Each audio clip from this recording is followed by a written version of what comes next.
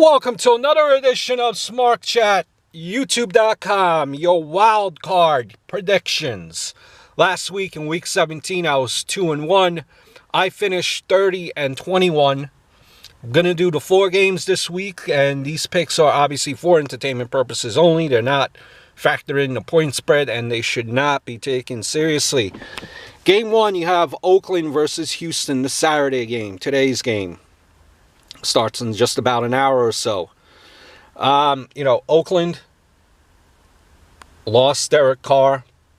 Terrible injury towards the end of the season there. Their backup injured as well, and now they have the third string quarterback inexperienced at all. No experience whatsoever. He's getting the keys to the Maserati. That offense of the Oakland Raiders, very high octane.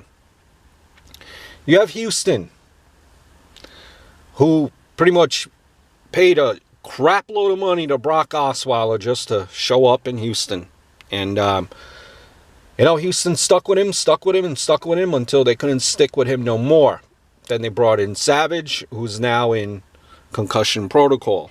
So Brock Osweiler is back starting the game for the Texans.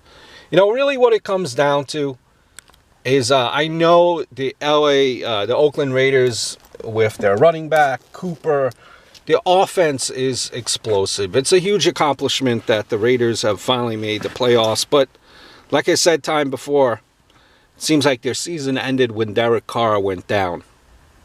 And I think Houston, it's going to be an ugly game, very low-scoring game. But I think Houston edges out due to the fact of their defense.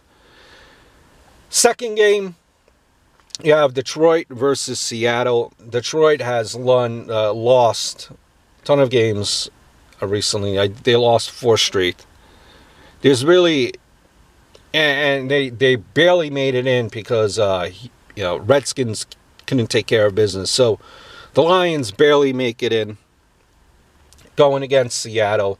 Seattle, you know what type of team they are with their defense. I just haven't seen anything from Detroit the last couple of weeks to make me think otherwise in how this game is going to go. Give me Seattle, in game 2. Game 3, my beloved Miami Dolphins versus Pittsburgh. Gase definitely has turned this franchise around. It seems like with the culture. Ryan Tannehill out.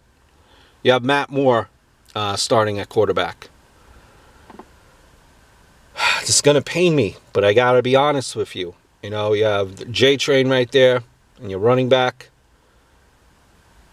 Jarvis Landry, Devontae Parker, Stills. But one thing that Miami does not have is our secondary is horrible. The pass attack is horrible. This will be a close game, I think, through 2 quarters. Even the third quarter, the fourth quarter, it will just kind of, unfortunately, slip away from the Dolphins. And listen, that's nothing wrong with that. This is a stepping stone. Yes, I want this team to be a winning franchise. But with Gase, this is a step in the right direction, making the playoffs. He changed his culture around. Unfortunately, I just don't see Miami beating Pittsburgh. Give me Pittsburgh game 3.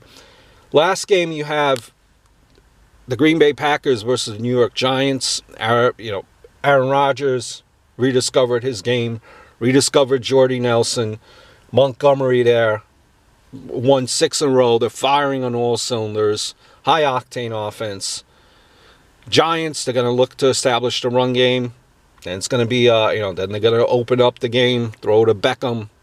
This is by far the playoff game of this, the wild cards.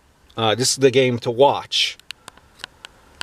But I think, the offenses are pretty much equal. Where the edge comes is the edge goes to the defense with the Giants, and I think that's what will overcome and make this win. The Packers, they don't have good cornerbacks. That could be doomsday. If Manning throws that ball to Beckham, Beckham goes deep a few times. And I think that's what will happen.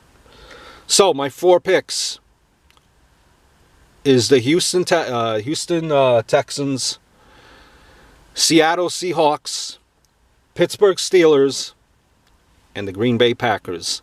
I hope all is well, and I look forward. Sorry, not the Green Bay Packers and New York Giants. I hope all is well, and I look forward to speaking to you very, very soon.